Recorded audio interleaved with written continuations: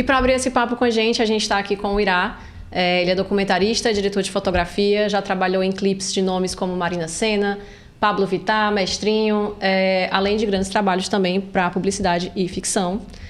Então, amigo Irá, queria te perguntar como que foi essa tua trajetória, na verdade, como foi que tu saiu da geologia e veio parar no audiovisual, como foi que isso aconteceu? Conta aí pra gente. Cara, foi... eu tava na geologia muito perdido, na UFC. Eu era o pior aluno da geologia, eu com certeza ia ser jubilado. E aí eu fui fazer publicidade e eu decidi que eu tinha que fazer minimamente bem, porque eu tava trocando uma carreira que não tinha como eu fazer bem, mas que eu ia trabalhar ali, ser servidor público e ter um salário legal pela publicidade, né? Então eu falei, eu tenho que ser muito bom nisso aqui. E eu sinto que eu não tenho muita aptidão para isso, assim, eu não sou uma pessoa que tem um olhar fotográfico desde sempre, que mexia com câmera, nem nada disso. Então, foi uma coisa muito de correr atrás mesmo, aprender e entregar coisas realmente muito ruins no início, mas tudo é um processo. Mas tu sente compensar depois. Tinha uma coisa também de onde estar, porque tu foi no design. Aí tu tentou design, assim, dentro da publicidade, ele ainda tentou fazer, ser tipo diretor de arte. Deu certo não. Esses outdoors pra algumas pessoas aí, só quem sabe. Quem sabe. Só quem viveu sabe. Sabe. Sei que você encontra, eu tentei apagar de todos os lugares possíveis, mas capaz de se encontrar. Aí dá pra entender, quando eu falo que era ruim, é porque era realmente muito ruim. Acho que as pessoas me contrataram muito porra, não, cara legal, acho que gente boa, né? Tipo, parece ser profissional. Mas já o Irá, diretor de fotografia, é outras coisas, né? Inclusive, tá aqui representando a Salva, né? Queria agradecer primeiro, antes de tudo. A Salva é nossa fornecedora oficial, apoiadora oficial, um grande parceiro aí. E eu fico até curioso, cara, pra entender, assim, como foi que surgiu essa ideia? A partir de qual necessidade? Qual foi um perrengue que você passou que você disse, não, agora eu vou ter uma locadora?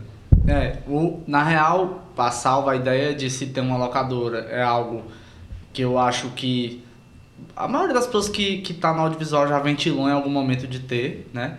E a Salva em si surgiu quando chegou um amigo do Arthur, tinha uma grana para investir, que é o Michel, que foi meio que o pai, que é no sentido de semear essa ideia, né? Chegou pro Arthur e falou, meu irmão, eu gosto muito do seu trabalho, eu quero ser seu sócio, eu tenho dinheiro.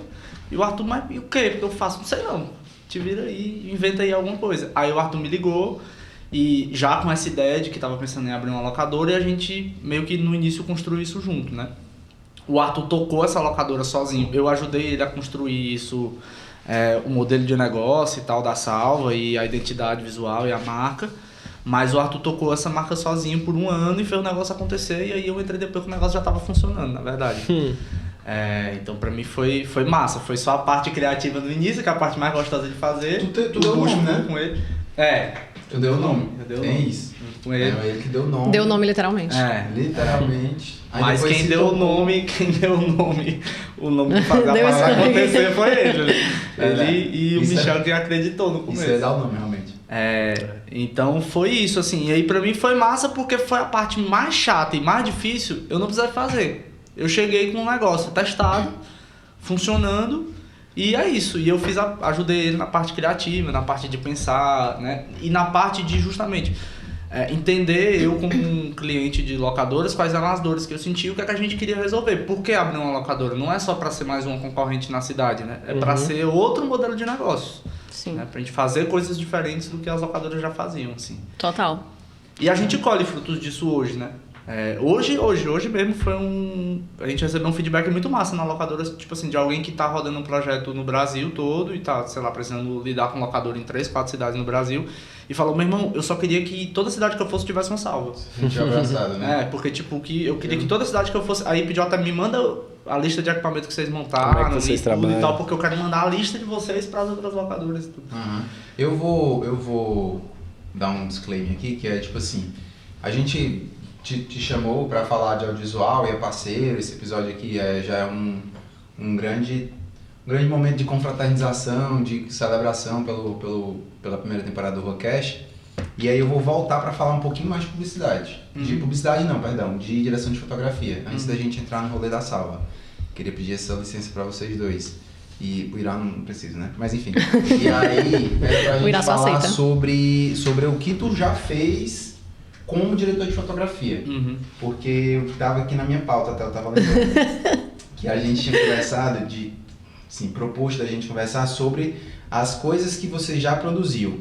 Eu tenho sorte grande de ter dirigido alguns projetos com o Irá, e eu tenho um início no audiovisual muito junto ao Irá. Então, assim, muito do meu desenvolvimento na publicidade, no audiovisual, de forma geral, veio a partir dessa nossa parceria e de testar, quebrar a cara e testar. E até hoje a gente trabalha junto também, não à toa.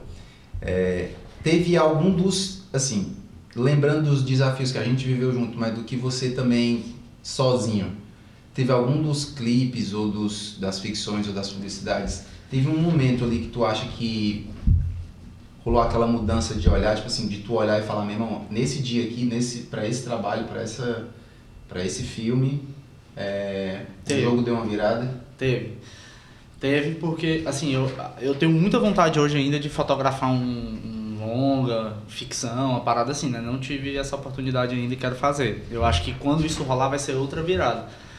Mas até o começo da pandemia, ali até 2020, a gente começou trabalhando junto, não sei se o Luiz passou por isso também, mas a gente funcionava muito num esquema videomaker, assim, né? Então fazia tudo e tal. E funcionava porque a gente fazia, funciona ainda muitas vezes, a gente desenvolveu aptidões ali que a gente consegue aplicar hoje em diversos trabalhos e tudo. Mas foi ali naquele momento da pandemia que a gente ficou muito tempo em casa e tudo, que eu comecei a testar mais coisas, que eu falei, meu irmão, eu quero ser fotógrafo. E aí, no ano de 2020, eu já tinha ido uma vez pro Alziro, né, fazer um módulo do Alziro, e no ano de 2020 a gente foi de novo, a gente foi junto, inclusive. Foi pra São Paulo. E aí depois eu fiz vários módulos dele online e eu ficava fazendo muito teste. Foi quando começaram a lançar essas luzezinhas menores, essas Kobe, que aí eu consegui em casa fazer teste e tal, e fiz muitos testes. E aí uma figura que teve uma produtora, que ainda existe também, Fortaleza, mas que hoje faz menos trabalhos assim na cidade, que é a Polegar Opositor, que é o Rafa. O Rafa me convidou para fazer um clipe do Rapadura. E foi muito massa pra mim, porque me deu uma estrutura massa. Falou assim, macho, vamos fazer um clipe do Rapadura, tá aqui, a gente vai ter um caminhãozinho de luz. E foi a primeira vez que eu tava testando.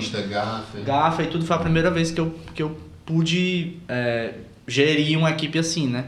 Então foi muito legal, assim. Acho que esse foi o momento que eu entendi que era possível, que entendi que dava pra ser isso, né? Que dava pra fotografar e que eu meio que quebrei muitas barreiras, assim.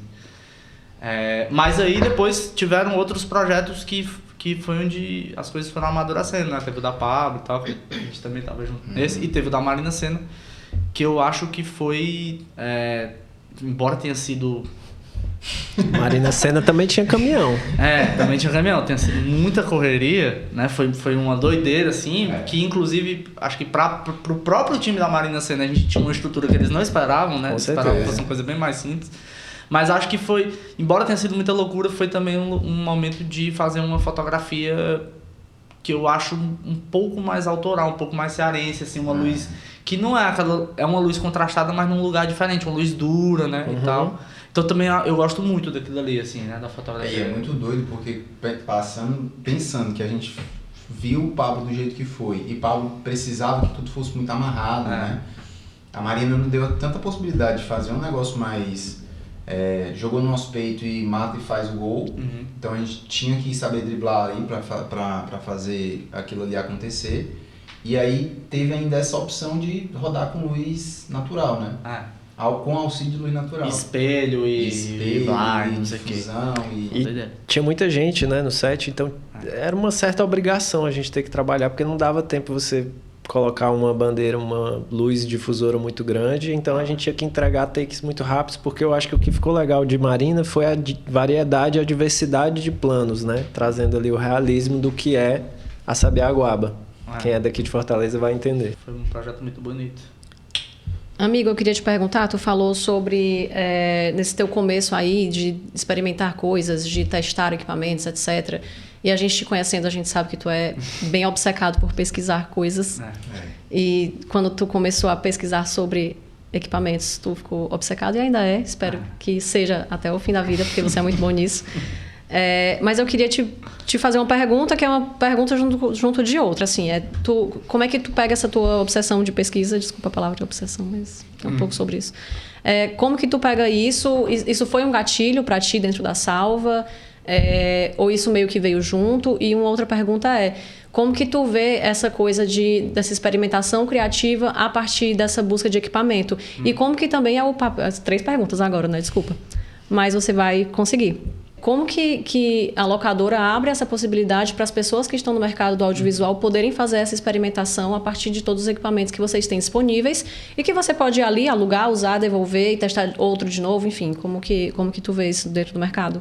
Respondendo minha amiga Karena, né? Primeiro, a primeira coisa que eu quis ser na minha vida, eu queria ser vendedor da iByte. Era o meu grande sonho. Patrocínio iByte! Eu queria ser. E aí é isso, eu meio que eu sou essa figura. E por que, Irá? Porque eu sou, usando aqui, continuando no texto da Karena, mas eu tenho umas obsessões, eu tenho uns hiperfocos, assim, né? E aí, meio que dentro do nosso grupo de amigos, assim, eu sou a pessoa que, tipo assim, meu irmão, eu tô precisando comprar uma máquina de lavar nova. Eu vou perguntar pro Irá. Eu faço muito isso. Porque aí eu tenho um processinho, entendeu? Aí primeiro eu vou nas grandes lojas, aí eu vejo quais são as mais avaliadas, aí eu pego e separo e vou... Depois bota na planilhinha. Não chega a botar na planilha, porque eu não sou o Luiz, entendeu? Acho que se juntasse com o Luiz, virava uma planilha, isso aí. Mas aí depois, aí você tem que achar o vídeo da senhorinha, que ela grava com celular sem cortes. Inclusive tem isso, que tipo assim, você mais fizer ela... Desculpa, mas essa pessoa aí vende isso aí, virado aqui. É isso. É esse aqui. Eu quero esse aqui. É isso que eu quero, entendeu? É isso que tem verdade. Não é o especialista. O especialista, ele... o especialista ele já tá sendo pago pela pra falar da LAC 12, entendeu? Que é a nova tem que botar boa. Uns pi. Verdade, a LAC 12, que eu tô pensando que tô vendo aí. Em comprar. Mas... É isso, então eu já tinha meio que essa obsessão. Então quando eu entrei no audiovisual, eu entrei muito por esse lugar da técnica, assim, né? Na fotografia e tal. Eu realmente, eu sempre consumi muito filme, assim, enfim, sempre consumi muito arte por causa dos meus pais, tudo. Meu pai é ator, minha mãe é atriz, né? E tudo. Meu pai é muito crâniozão, assim, e tal. Sempre consumi muita coisa. Minha mãe gosta muito de filme, sempre gostou de ver filme, mas eu... Não foi por aí, entendeu? Eu não sou aquele cara que tinha a câmerazinha e fazia as fotos bonitinhas. Então eu fui muito pela técnica, eu fui muito como é que eu consigo chegar nesse resultado a partir da técnica, assim, né? Como é que eu consigo essa textura, como é que eu consigo isso, assim. É com aquele equipamento, é com aquele outro, é com aquele outro. E depois você vai entendendo que não é também exatamente, né? Assim, tipo, tem muitos caminhos. Tem muitos caminhos e que às vezes o equipamento ele realmente é uma ferramenta, né? Então na Salva... O massa da Salva, e aí o meu lugar na Salva é muito esse, assim, né? E é assim que eu consigo somar, e foi por isso também que fui recebido de portas abertas por Arthur, porque são 4 sócios a Salva, tá? Eu, Arthur, Hugo e Michel. Então, quando eu entrei já tinham 3, e aí fui muito bem recebido por eles por isso, assim, porque já vinha dando esse suporte. Que é isso de entender como é que a gente vai resolver esse problema. E é isso que essa é meio que a cultura da Salva, assim, né? Então todo mundo, assim, o Isaac que tá atendendo, a Rafa que tá atendendo, a Gisele que agora tá... Todo mundo tá dentro do meio audiovisual, todo mundo tá em set. O Isaac é formado em cinema, a Rafa é quase formada também. Então todo mundo tem uma vivência de audiovisual para entender justamente isso. Como é que a gente resolve o problema dessa pessoa. E não só... ser aquela pessoa que chega e aquele atendimento mais duro e que você tem que chegar sabendo. Não, você não tem que chegar sabendo, velho. Porque a pessoa não tem acesso aos equipamentos que a gente tem. Isso é um grande diferencial do atendimento de vocês, né? De vocês realmente conseguirem prever coisas, falhas e... Enfim, possíveis pela expectativas, né? Às vezes não é nenhuma falha. Às vezes a pessoa tá pegando uma parada pra fazer um negócio que, tipo assim, meu irmão, não vai... E às vezes o que vai resolver o problema... Tipo assim, às vezes a pessoa tá pegando uma luz super cara pra rodar embaixo do sol, que não vai fazer sentido. Um rebatedor vai ser muito mais útil pra ela, que é um negócio muito mais barato. Então, às vezes não é tão inteligente da nossa parte, mas nesse sentido, mas é melhor que a pessoa não se frustre. Mas eu acho que é uma estratégia de vocês terem esse processo de atendimento. Inclusive, vou pegar esse gancho dos problemas, né, e porque que foi e tal, para te perguntar justamente isso, né, porque eu acho que falar sobre o desafio da gente que está na área criativa e que está no mercado audiovisual, e esse episódio é incrível por causa disso, que a gente vai... Em todos os outros a gente falou de criatividade, e saber qual foi os desafios que todo mundo enfrentou com a criatividade conseguir desenrolar, né? E aqui nesse é tipo criatividade dentro do audiovisual, então a gente está muito em casa. E aí é a curiosidade misturada com a vontade de aprender. Tipo, como é que tu acha que a criatividade, e aí eu já vou te dar quase como uma resposta que eu acho que faz sentido, como é que tu acha que a criatividade dentro dos desafios que a Salva tem como empresa, né? Tipo, de marketing, enfim, comercial, financeiro, enfim, todos esses desafios que toda empresa tem, como é que tu acha que a criatividade vem? Eu já jogo na mesa o vídeo lá da galera do... Esse vídeo é muito bom. Esse vídeo é muito bom. The Office, né? Esse vídeo é muito bom, The Office. Salva. Já vou jogar esse vídeo na mesa, porque... Que já deve ter virado a franquia. Eu vou botar um link em algum... saiu. Tem como botar um link em algum lugar aqui pro... Tem, vai ter link aí em algum lugar. Em algum link. Aqui. Quando sair, e vão sair novos aí, tem muitos roteiros escritos já. Pois é, mas que isso é uma coisa de instiga nossa, interna, porque todo mundo tá afim, todo mundo... E isso muda a rotina mesmo, entendeu? Quando a gente passa muito tempo sem gravar, quando a gente passa muito tempo sem fazer uma coisa diferente, fica só naquele atendimento, maçante e tal, tudo mais, o ritmo da equipe vai caindo mesmo. Então é massa, quando a gente inventa uma coisa nova, pode ser um vídeo que vai ser, mas pode ser às vezes um novo processo. A gente pensou uma nova forma de fazer checklist para pô, a gente senta, a gente tem reunião de feedback, de como é que as coisas estão acontecendo e testa, e na semana que vem testa de novo e todo mundo já vem com novas ideias. Então, eu acho que em qualquer empresa, mas aí dentro do audiovisual, principalmente, é muito importante você ter essa cultura de pensar, de criatividade para solucionar problema, não necessariamente para chegar num produto criativo, né? Mas às vezes é para chegar em soluções pro cotidiano mesmo, isso mobiliza, entendeu? Ou até para passar por algum problema novo, né? A gente só vai conseguir solucionar e indicar para alguém quando a gente está passando por algum perrengue, né? Eu acho que esse é o maior diferencial. É realmente entender que a vivência do set ela vai importar para o que você vai pegar ali na salva, e a salva vai te orientar para diminuir o risco de algo dar errado. Algo que você talvez não tenha vivido ainda no set. Eu acho que essa é a diferença, né? A experiência e a tranquilidade que o pessoal lá traz. E assim, como é que isso acontece na prática? Quando chega uma pessoa realmente que você olha assim, que você falou do vendedor da iBite, você vai ter que fazer esse papel e, cara, vamos lá, senta aqui, é assim, não faz assado. Como é que é esse processo? Depende, porque às vezes a pessoa não quer também. E às vezes é isso, pô. Às vezes a pessoa tem que quebrar a cara um pouquinho também pra ela mesmo aprender. Aí, beleza, a gente vai do cuidado pra também não quebrar uma parada, não colocar em risco um equipamento, ensinar como usar certinho. Mas é isso, mas dá esse é o momento, tipo, do dia que instiga, entendeu? É quando chega alguém que tá afim de testar. Hoje foram... Não é todo dia que isso acontece. Hoje, especificamente, foram 2 clientes, assim. Um foi testar um setup de 2 câmeras, não sei o que. O outro foi testar uma câmera nova ali. E isso instiga, a gente gosta, entendeu? É o que, porra, motiva, a gente mostra e usa e vai e tal. Porque a gente gosta disso mesmo. Com certeza. Então, essa pra mim é a melhor das situações, assim. É quando alguém que não conhece o equipamento tá indo na locadora pra testar, pra gente apresentar. É quando a gente também se sente mais útil, né, e tal. E é isso. Legal. Tem uma je ne sais quoi na rotina, né? Entendi porra nenhuma, mas Mas aí vou puxar aqui um outro assunto para te perguntar sobre sublocação. O que é? Onde vive? O que... Não, tô brincando. Mas... a gente quer, eu acho massa falar sobre Não, é porque eu queria entender justamente como que isso funciona dentro do universo de vocês, assim, né? Enfim, do olhar de vocês que trabalham com isso diretamente e do teu, como estando ali na locadora, como que isso funciona diretamente dentro do universo, dentro do ecossistema? A ideia de sublocação foi uma estratégia que a gente pensou junto e junto mesmo, assim, acho até que foi o Arthur que trouxe isso logo no começo. Porque, qual o lance? A gente tinha uma dificuldade, nós não somos milionários, a gente não tinha muito dinheiro, nem tinha uma grande quantidade de equipamento. Ao mesmo tempo, a gente não queria fazer mais uma locadora descolada da cidade, assim. Então, a ideia da sublocação, ela mata 2 coelhos, porque... mata 2 coelhos não pode, né? Mas não pode.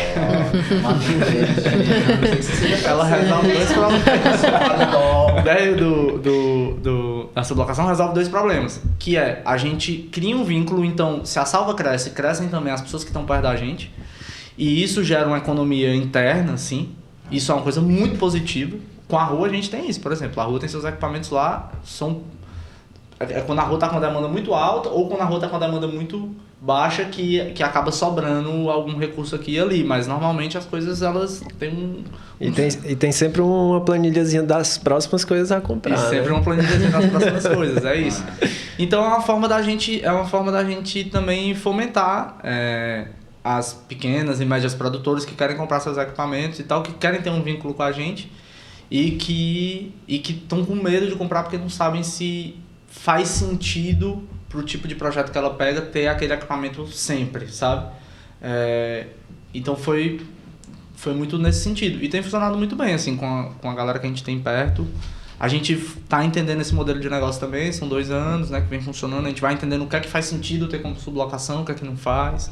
Até para dar esse feedback pra galera que tá com a gente, mas normalmente acho que tá todo mundo...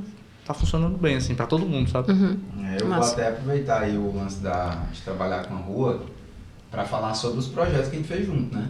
Que aí é isso. Eu irá como diretor de fotografia, como parceiro e tudo mais, e salva e tudo, toda hora a gente tá trabalhando, ou como salva ou como Rua Zero, né? E aí, tô até aqui, vou até dar uma pescada, porque realmente acabou de acontecer o Cred Amigo, foi um projeto muito massa, assim, que, tipo, em breve... todo mundo que vai estar consumindo esse conteúdo vai também poder ver como é que foi o processo do Cred Amigo, que a gente está preparando muita coisa boa de backstage dele. E Pioca, que foi um que já está na nossa rede social faz um tempo, Senac, Cartago, que já faz um tempinho, faz uns 2 anos atrás. Enfim. Só trabalho lindo. Só trabalho lindo. Só trabalho lindo. Assim, Cartago foi o primeiro set que a gente conseguiu trazer câmera mais high-end, né? Assim, foi uma câmera. E aí, justamente para poder chegar nesse lugar diferente, né? Então, acho que era mais para levantar a bola, assim, como é que foi para ti trabalhar com a gente. Isso aqui é aquele famoso traçadinho da Rua Zero dentro do episódio, né? Macho. Paia! Vamos ver quantos deles... um deles, em Pioca, Luiz, tu tava meio que como assistente da direção de fotografia, né? Que era um chute. Cartago era direção da Bruna. Cred Amigo, direção minha e da Bruna. E o outro era Senac, aí Senac fui eu, era a minha direção. Quem é o diretor mais... Acho que é tipo assim, saber meio como é que é trabalhar na rua e tudo. É muito massa a gente poder trocar essa ideia, porque a gente vai perguntar para as meninas também. Não, mas é foda, né? Porque qualquer coisa que eu falo aqui realmente vai parecer que é tô querendo fechar meu próximo contratinho aqui. Mas realmente é muito... O que eu gosto muito de trabalhar com a rua, eu acho a rua muito descolada, entendeu? Eu acho a rua massa. Só que eu acho a rua jovem, descolada e organizada. Uhum. Então eu acho que vocês têm isso. E acho que é muito, claro, do time todo e tal, mas eu acho que eu consigo ver muito o perfil dos três, assim. Eu vejo o Luiz, que é metódico, que é isso. Eu vejo a Bruna, que ela vai embora. E eu vejo o Pinto, que é a figura experiente e que também tem muita referência. Então eu acho que vocês três juntos realmente funcionam muito bem, assim. A Rua Zero tem uma cara, muito a cara dela. É isso, é a empresa que eu sinto a confiança, a produtora que me passa confiança no que vai entregar, no sentido de vai entregar, e que me passa confiança no sentido de, cara, vai ter referência massa, vai ser bem dirigido, vai ser criativo, vai ser diferente, entendeu? Então eu já falei isso outras vezes mesmo, falei isso muito de boa. Assim. Falo pra outras pessoas, falo em mesa de bar, realmente. É a produtora jovem. 50 reais. Deixa eu ver. Mais ou menos. Peraí, deixa eu ver. Só tira de 20. É isso. Então, sou muito feliz que a rua existe. E conversei sobre isso, porque a rua inicialmente era Luiz e Bruno. Eu e Bruno. E Felipe entrou depois e eu conversei com o Felipe sobre isso, assim. Falei que achava massa, falei que achava virado o que é que tava se tornando e essa junção de vocês três, assim, desde o começo. Mas, assim, gente, infelizmente o nosso tempo está acabando. Eu sou horrível. Mas foi um grande prazer ter esse papo aqui com vocês.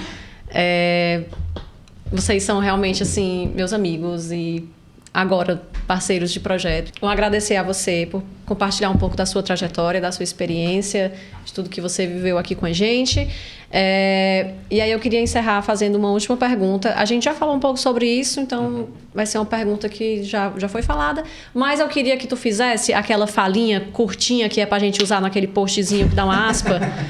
Essa, entendeu? É essa a fala. Então me diga lá, como é que você vê a criatividade e a comunicação juntas transformando o mercado, em especial do audiovisual?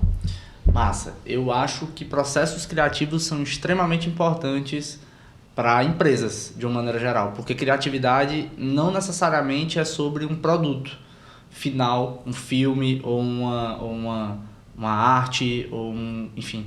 Criatividade é sobre resolver problemas de maneiras diferentes. Então, isso pode virar um filme, isso pode virar a forma como a gente vai se organizar e como a gente vai pensar uma nova solução para um problema que a gente tem dentro da empresa. É o Iradã. Chama a salva que a salva Chama a salva que a salva, uma salva de salva de salva. Se não As fosse câmeras. a salva, o podcast ia estar assim, ó. Desse jeito assim. Muito só no meio. No caso, ia tá.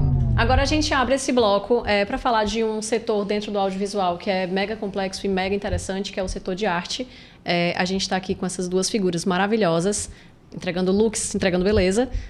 A gente está com a Mai, que é figurinista e paraense, e a gente está com a Neila, que é diretora de arte e cenógrafa e maranhense. Então, eu queria que vocês se apresentassem, falassem um pouquinho de vocês e falassem também sobre a amizade de vocês. Sei que vocês são amigas, então como que foi esse match aí, como que vocês se conheceram? A gente queria saber essa história. Então, a gente se conheceu lá no Maranhão. Eu fui fazer um filme com os amigos.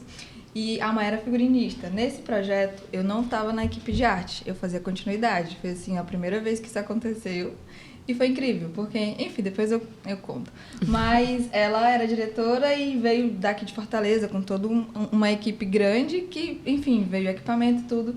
E nesse projeto a gente acabou dormindo juntas, porque, enfim, a gente foi gravar numa cidadezinha Que uma estrutura muito pequena. A gente gravava num lugar que não tinha nem sinal.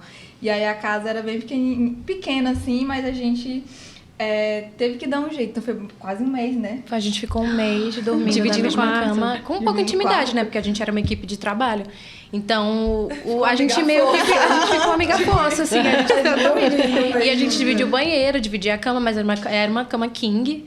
Pra mim, pra ela e pra uma outra pessoa, que era a assistente Então de tinha outra direção. pessoa na cama com vocês? Sim, e no Era uma quarto cama também. enorme, Era uma cama era bem tipo grande. Só que assim, como ela explicou, era um lugar que a estrutura era muito pouca. Porque acontece muito nos filmes a gente às vezes não ter dinheiro, ou não ter estrutura, ou ter os dois e gravar num lugar que não tem nem onde oferecer dormitórios. E aí foi o nosso caso. Mas, pro nosso benefício, a gente tirou dessa solução uma amizade, né? A gente ficou bem próxima. Se aturamos bastante e aí a gente começou a articular a nossa amizade. A gente entendeu que tinha alguns pontos bem próximos da nossa personalidade. Ela tinha uma trajetória também no Maranhão e eu sou paraense, mas não moro no Pará, moro no Ceará. Então a gente começou a se conectar nossas histórias e ver que a gente tinha muitos pontos em comum, principalmente o amor pelo audiovisual. E a gente trabalhando no mesmo departamento, acaba que fica mais fácil de manter essa amizade, até de se fortalecer dentro do trabalho, porque sempre é muito desafiador, todo mundo sabe, né? Tipo, não adianta ficar falando que é flor e brilho, porque não é. E acaba que você cria essas amizades para te dar um suporte emocional do próprio trabalho. Porque sabe o que a outra tá vivenciando, né? Exatamente. Então, quando você tem ali com quem dividir. E fora que depois os projetos foram acontecendo, a gente foi se topando e foi fazendo cada vez mais coisas juntos. Então, assim, muitos amigos que eu tenho hoje no audiovisual, na vida, na verdade, vieram do audiovisual. Outros, você sabe que não tem como ter aquela dinâmica de estar sempre junto, mas que você tá trabalhando e tem aquela relação de amizade, mas não vive tá no dia a dia. A Mai não, ela saiu desse dia a dia. Vocês moraram juntas, né? Na verdade, essa é uma lenda urbana entre o audiovisual cearense. Nós nunca moramos juntas. Nunca. Não, Karine, além de elas serem muito amigas, elas moravam. Não, isso foi uma coisa que eu pensei quando eu saí de casa. Eu acho que alguém vai falar porque a gente morou juntas. É uma lenda urbana, a gente nunca morou juntas. Eu vim juntas. pra cá gravar um outro filme, que foi que eu fiz a direção de arte, aí a Mai fez o figurino. Aí nessa época eu fiquei na casa dela, aí assim, a gente morou juntas. Durante um mês, tempo. assim, por causa do filme. A gente tava assinando pra Globo, num filme. E quando ela ainda estava morando em São Paulo na época, e eu estava com um apartamento aqui em Fortaleza que eu dividia com outras pessoas. E aí a gente já tinha dormido junto, por que não, né? Liberar mais uma vez. Brincadeira, ela ficou no outro quarto. Faz. Mas acaba fazendo parte, né, dos projetos. Qual foi assim, o gatilho para vocês entrarem nessa área? Começaram na área que vocês estão hoje? O que é que aconteceu? Como foi que deu esse início, assim? Assim como acho que a maioria das pessoas que trabalham no audiovisual não se formaram em cinema. Eu sou formada em design de moda, me formei no Pará. E a minha trajetória começou quando eu ganhei o concurso dos novos aqui no DFB, em 2019. E eu comecei a fazer o vínculo das pessoas que eu conhecia no Pará com as pessoas daqui. E eu fui começando a assinar projetos pequenos como stylist. Então, a minha trajetória começou como stylist de artistas. Então, eu já trabalhei com o pessoal da 30, trabalhava com o Ellison, fiz alguns trabalhos também para o Will. E eu fui migrando, porque uma coisa começou a acontecer, figurinista de videoclipes, então vamos aqui para o comercial. E quando eu vi, eu já estava começando a fazer outros projetos que não só para artistas ou projetos autorais. E, nesse meio tempo, o meu primeiro projeto foi com a galera da 1111, daqui de Fortaleza. Eu assinei um curta-metragem para eles, foi o primeiro projeto, e ele já ganhou um prêmio internacional em Los Angeles. Eu falei, eu acho que eu sou boa no que eu faço, então vamos ler, vamos para frente. E aí a trajetória foi me levando a filmes maiores, o projeto que eu conheci a Neila, e logo depois desse filme eu assinei o meu primeiro para a Globo. Então, aí foi uma trajetória que admito que aconteceu um pouco rápido, foi em menos de 5 anos, mas me deu a oportunidade de conhecer várias pessoas e andar entre Norte e Nordeste e conhecer e contracenar com vários profissionais, assim como aconteceu com a Neila. No meu caso já é um pouco diferente, porque eu sou formada em arquitetura, né? E aí, enquanto eu fazia arquitetura, eu estudava na Escola de Cinema do Maranhão, que foi uma escola que surgiu tem pouco tempo e ela surgiu com uma pegada diferente. Então, assim, a primeira turma eu estava lá presente, eu comecei fazendo direção de fotografia, o que é bem aleatório, porque eu achava que eu ia fazer um curso de fotografia, foto normal. Só que aí eu fui descobrir o que era direção de fotografia e eu, meu Deus, é totalmente diferente, é outro universo. E aí, a partir dali eu comecei a participar de várias mostras, lá no Maranhão mesmo tem vários, enfim, festivais super antigos e que eu, junto com esses amigos, comecei a fazer muito clipe, fazer muito curta, porque a escola de cinema é isso, você acaba fazendo filme de escola para aprender. E aí o que acontece? Eu abri uma produtora com uns amigos, quase uma Rua Zé, só que no Maranhão, e aí a gente começou a fazer muito clipe. E o clipe foi o que fez a gente bombar, sair assim, tipo, as pessoas começaram a ver nosso trabalho e o clipe começou a virar uma coisa mais comercial, falando dessa coisa lá no Maranhão. E aí, logo depois que eu terminei a escola de cinema, terminei assim, porque eu não terminei, não deu tempo. Eu acabei começando a entrar no mercado de trabalho. E aí já foi pegando filmes de edital, porque começaram a ter muitos curtas e longas. Então, eu já peguei meu primeiro longa em 2018, nem tinha terminado ainda a faculdade de arquitetura. E aí eu gravei um filme em película, que para mim foi uma das experiências mais incríveis. Enfim, gravar um filme já é incrível, agora gravar um filme em película é outra dinâmica, porque parece que você está fazendo o cinema raiz, assim, antigo, de verdade. Você dá o rec e ouvir a câmera tic. Gente, é muito legal, é muito legal. Aí daí pra frente, essa produção foi crescendo e aí eu fui pegando outros projetos. Aí eu fiz outros longas, comecei a fazer série, entrar no mercado da publicidade, porque a publicidade é o que paga as contas, porque fazer filme é uma coisa mais eventual. Hoje a gente tem uma dinâmica maior por causa dos editais, depois da pandemia, Paulo Gustavo e tudo. Mas antes era mais difícil ainda, então essa parte de entrar na publicidade foi o que me fez literalmente pagar minhas contas e começar a ver essa outra linguagem. Então, comecei a ir para São Paulo para estudar e comecei a tentar entender como era esse mercado, porque eu já tinha saturado esse universo de onde eu estava morando e eu queria expandir. E aí eu fiquei essa época, até hoje, assim, sem saber direito onde eu moro, se é São Paulo, se é Maranhão. Eu tô onde tem projeto. Ela mora no meu coração. Exatamente. No meu também. Vocês já passearam aí por vários tipos, né? Já foi videoclipe, como vocês falaram, já foi curta, filme, publicidade, enfim. Como é que é para vocês trabalhar nesses diferentes formatos e quais os contrastes e diferenciais de cada um? Como é que vocês enxergam esses formatos? Acho que, como a Neila falou, a publicidade ela paga nossas contas. Então, fica mais recorrente também, né? Exatamente. Como o volume costuma ser maior, a nossa capacidade de persuasão, ela também tem que ser um pouco maior, mas na medida. Porque quando a gente faz uma publicidade, eu posso falar pelo figurino, né? Eu sou figurinista.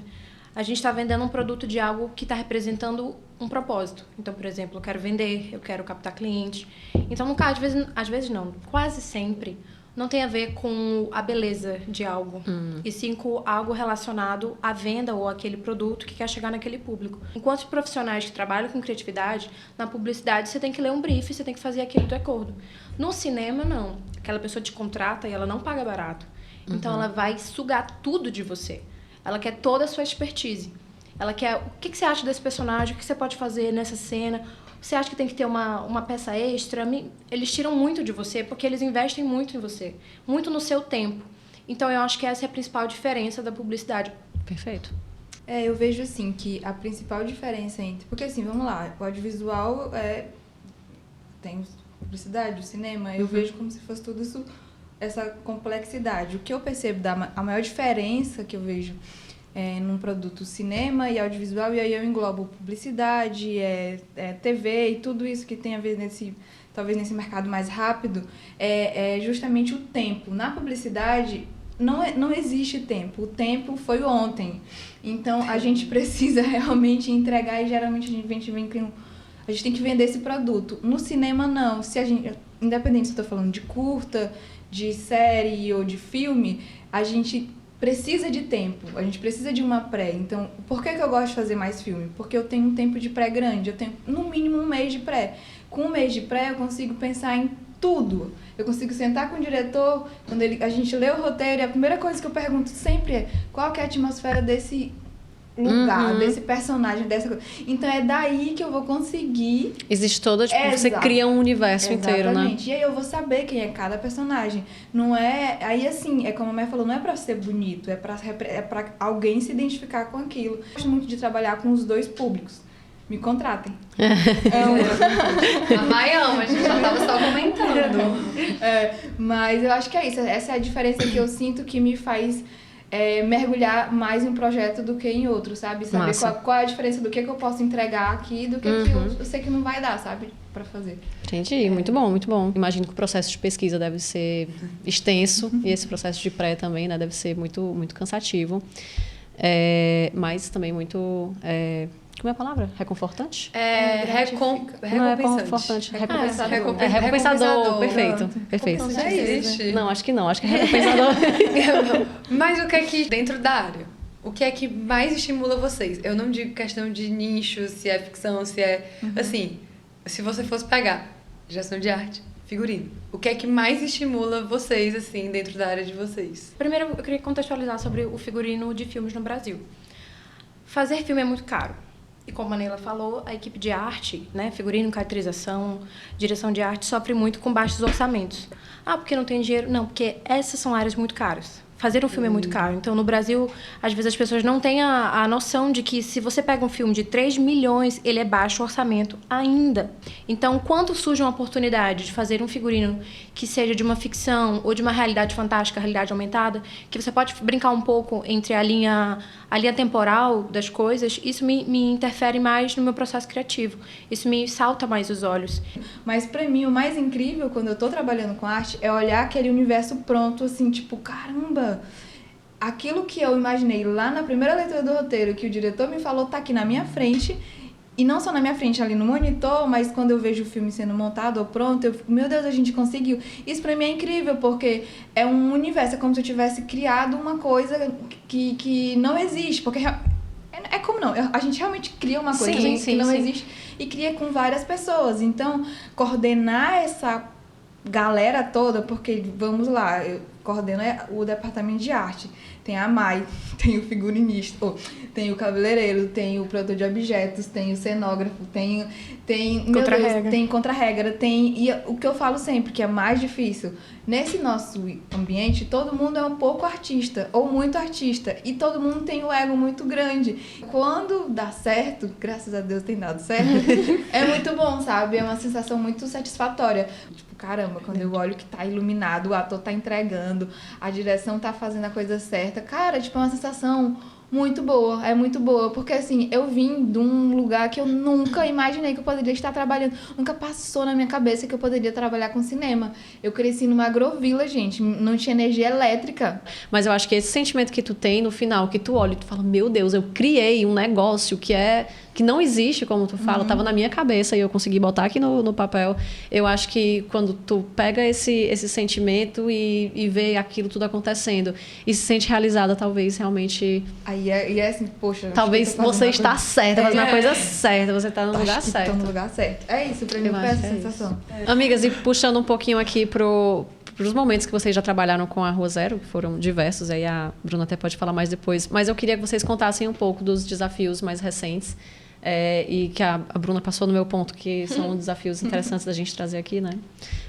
Que é Mai com Crédito Amigo e Neila com Unigrande. Então, se vocês puderem compartilhar um pouco de como é que foi, quais os desafios vocês encontraram, enfim, contem pra gente como é que foi essa Coisas experiência boas. com a Rua Coisas Zero. maravilhosas. Foi ótimo trabalhar com a Rua Zero, foi perfeito, maravilhoso. Só coisa positiva. Começa tu, vai, mãe. Não, a gente fez Começa agora assim. recente, né, o Crédito Amigo. E o Crédito Amigo é uma linha, assim, o meu processo criativo base muito a pesquisa. E antes de eu, vou fazer um comercial de um refrigerante, eu vou lá pesquisar. Refrigerante tal. Eu digo, tá, isso, entendi do que se trata agora. Então, isso também parte do princípio de que como eu comecei a trabalhar sobre o Crédito Amigo. Então, o que é o Crédito Amigo? Eu fui lá pesquisar, são rendas, linhas de crédito para as pessoas, para os empreendedores pequenos, e também para os médios, como é que eles podem, né, ter uma linha de crédito que acesse a necessidade deles. E eu fiquei pensando, cara, então deve ter muita galera, e aí também li o briefing, que precisa disso. Que estava muito perfeito. Que estava muito bem feito. E como é que eu posso interpretar isso com pessoas reais que se identifiquem? Porque o processo do Crédito Amigo era a partir da identificação. Eram sketches para fazer um tipo de roteiro para as pessoas lerem. Eu acho que me identifico com isso, eu acho que eu preciso disso. Eu entendi o que esse Uma personagem... cartilha, Uma né, de cartilha, essa é a palavra. personagens. Uma cartilha direcionada a pessoas que possivelmente podem adquirir esse crédito. E eram pessoas reais, era um vendedor da bodega, era a cabeleireira, era a maquiadora que fazia os seus próprios artesanatos. Então, eu reinterpretei essas pessoas. Como é que eu podia fazer isso? Não de uma forma estereotipada. O figurino ficou Ai, maravilhoso, obrigada. assim, realmente deu muita vida. E a nossa Unigrande, com as nossas paredes? Conta Ficou tudo. fofo. Então, eu adorei esse trabalho, de verdade, Também, porque amei. ficou muito fofo.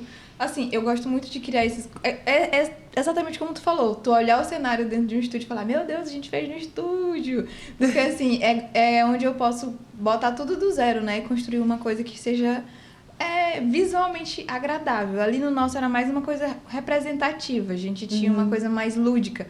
Então, foi muito legal de fazer.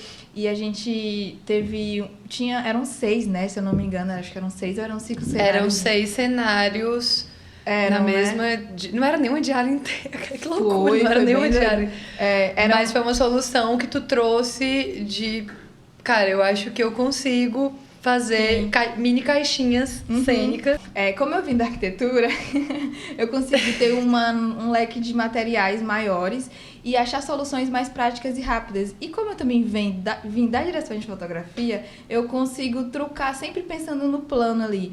Eu já fiz muita publicidade com outros diretores que eles, principalmente por causa das agências, eles exigiam que tudo tivesse perfeito. Quando eles exigem isso, geralmente eles têm mais orçamento para te fazer aquela coisa bonita, porque o cliente tá lá, quer ver. Mas quando o valor não é tão grande, eu adereço para o plano e acabou, sabe? Então, essa é a minha solução para poder fazer as coisas acontecerem. E a gente conseguiu fazer muito isso. E de reaproveitar, de saber quais são os props que são essenciais para contar aquela história, o que a gente quer passar. A luz do Luiz ficou muito linda. Então, tipo assim, é sempre um trabalho muito em conjunto. Então, assim, pra mim, sempre que tem que criar alguma coisa... E o legal também... Quando eu projeto o 3Dzinho e aí eu vejo que lá tá, tipo, igual que eu projetei, eu fico, não, que legal. E eu gosto disso, sabe? Eu gosto muito, eu queria fazer mais ainda. Muito legal. Gente, e como é que vocês sentem daqui mais pro final que a criatividade e a comunicação, ela transforma tanto o trabalho de vocês como o mercado audiovisual em geral, assim? A força da criatividade e da comunicação também sobre uma perspectiva não da comunicação enquanto entidade publicidade e propaganda. Sim. Mas, assim, essas novas mídias, ou então esse tipo de programa, coisas assim, como é que vocês acham que isso transforma o mercado audiovisual? Eu acho que as pessoas hoje em dia elas estão um pouco sem paciência para escutar coisas. Nunca se teve tanta informação e tanta gente descontente com o que está vendo, com o que está assistindo. Então eu acho que cabe também de uma reflexão pessoal de como não ficar estafado, porque senão a gente para de ficar satisfeito. E sobre a criatividade em si, tem muita gente produzindo conteúdo legal, tipo a gente aqui agora, fazendo um conteúdo legal, diferente. Mas eu acho que o segredo é você falar diretamente com o seu público no sentido de pegue algo que outras pessoas não estão vendo. Que é justamente isso que a gente está tentando fazer. Vamos falar da gente, mas sobre a gente mesmo, tipo, da nossa perspectiva. Porque as pessoas falam de audiovisual como se fosse uma coisa distante. Mas hoje em dia a gente tem audiovisual mobile, a gente tem aquela pessoa que faz uma coisa na periferia. E ele não é audiovisual só porque ele está na periferia? Claro que ele é. Então, assim, eu acho que as perspectivas sobre o que é audiovisual, sobre o que pode se tornar cinema, elas estão mudando. E as pessoas têm que entender isso. E é isso. Eita! Você falou meu que nome não é ia Mai Progênio. lacrar, É verdade, eu lacrou. falei que eu não ia lacrar, mas lacrei. E você, Neilinha? Pra mim, eu acho que é a identificação, sabe? Eu acho que o que a gente tá fazendo hoje aqui agora é uma coisa que gera identificação nas pessoas. Porque muita gente quer saber como é que a Bruna trabalha. Bruna, como é que tu cria? Bruna, como é que é teu dia a dia? Ai, Neila, e todo mundo quer saber, tipo, como que é lá dentro. Eu não faço ideia de como que é dentro desse universo de marketing, porque, enfim, não faz parte do meu mundo. Mas eu gosto de saber, de consumir. E consumir isso de uma maneira pessoal, vendo uma pessoa por trás e sabendo das dificuldades. Então, assim, quando a gente junta esse universo inteiro de criatividade, de identificação, de uma coisa pessoal e de uma coisa que é curioso que as pessoas querem ver, cara, eu acho que é isso que a receitinha, assim, do sucesso que vai fazer linkar essas pessoas, sabe? A gente que tá aqui atrás e quem tá lá do outro lado, sabe? Pra mim é isso. Nossa, com certeza. Eu sinto muito essa curiosidade, assim, de pegar gente que trabalha com uma coisa que eu não tenho nem ideia do que é e chegar e falar, mina, e aí? Me conta. Como é? Desde o começo, tu acorda e tu pensa o quê?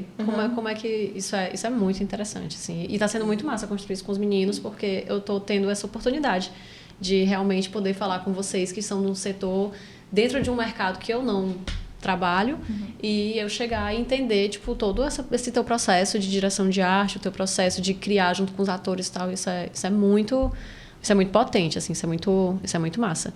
E, gente, vamos ter que finalizar. Mas muito obrigada mesmo, assim, por terem topado, por terem tirado um tempinho de vocês para virem aqui conversar com a gente, falar um pouco do universo de vocês. Acho que é isso. E eu amo vocês!